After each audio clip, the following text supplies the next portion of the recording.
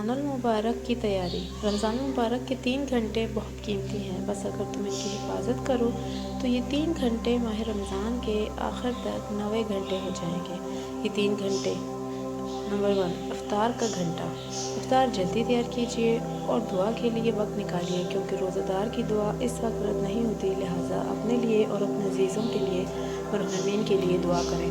Number 2، دوسرا گھنٹہ۔ رات کا آخری گھنٹہ بس خدا عالم سے خلوت کرو کہ اللہ آواز دیتا ہے کہ آیا کوئی درخواست کرنے والا ہے کہ میں قبول کروں، آیا کوئی استغفار کرنے والا ہے کہ میں اس کو معاف کر دوں، بس تم اس وقت استغفار کرو۔ تیسرا گھنٹہ۔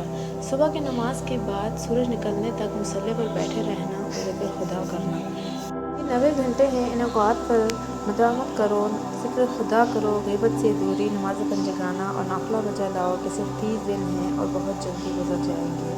پیشگی ماہ رمضان مبارک۔ لائک، شیئر اور سبسکرائب کریں۔ Thank you.